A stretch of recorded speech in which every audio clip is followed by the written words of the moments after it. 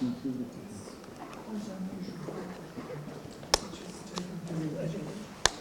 this one? This one? This is 1982. Right. Yeah. And this is 1979. 78. 78. Yeah. The bijou. First time here in Yves Saint Pierre Museum. No, it's not. I came the first time for the opening.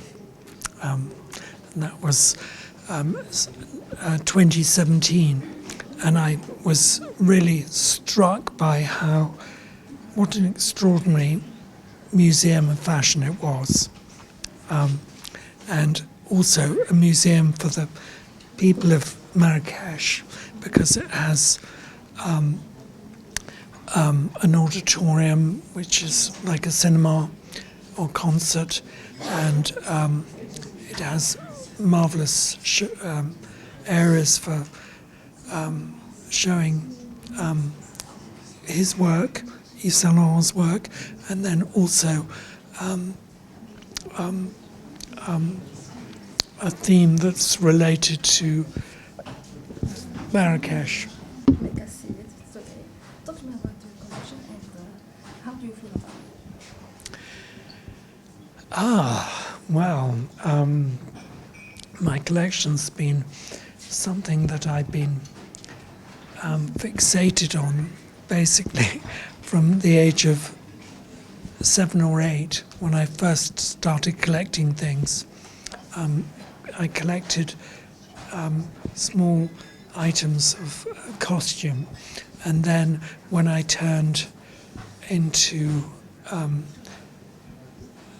preteen, I was 10, and I really became fixated with fashion, and so I thought it would probably make sense to start collecting fashion. So I did, and for 50 years it's been a lifelong obsession. And you are in Morocco, so I have to ask this classic question. What do you think about the Moroccan customs and the Moroccan costumes, traditional costumes? Oh, well, I think they're absolutely remarkable and beautiful. And I think that someone like Saint Laurent, when he came here in 1966 for the first time, he took elements of Moroccan dress and assimilated them into his own collections. So one has marvelous wool cloaks with that you could put the hood up or down, I think, and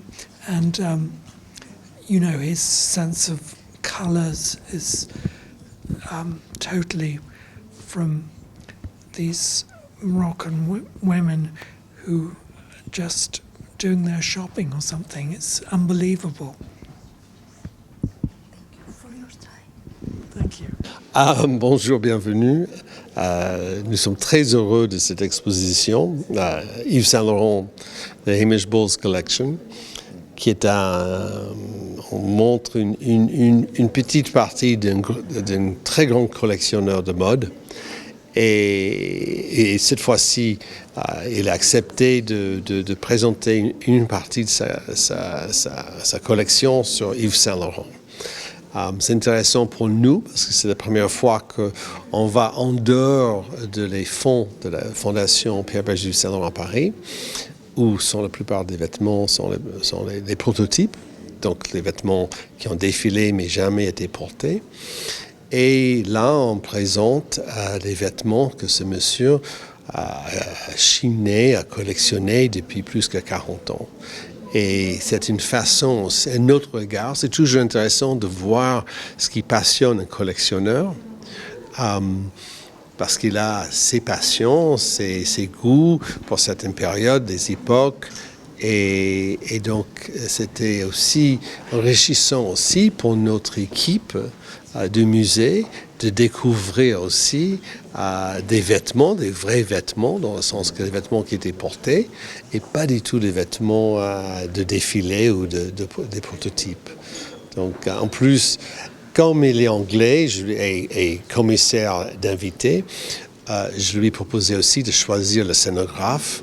Et cette fois-ci, il a choisi un scénographe irlandais, Patrick McKinnon, qui nous a créé ce décor complètement fantasy, très baroque et très mystérieuse. Donc c'est aussi intéressant pour nous parce que toute l'équipe était plutôt anglaise, venant de Londres, d'Écosse, qui était beaucoup aussi intéressant pour les équipes du musée parce que la plupart de nos intervenants étaient français et maintenant c'est aussi notre regard et notre méthodologie et c'est très enrichissant pour tout le monde.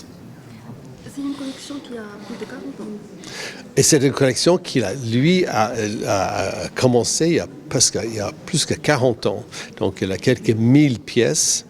De toutes sortes de designers, que ce soit des étrangers, des Marocains, des Français, des Anglais, des Américains. Mais moi, cette fois-là, je lui ai demandé de faire quelque chose sur l'œuvre de Saint-Laurent, comme nous sommes au musée Saint-Laurent de Marrakech. Oui.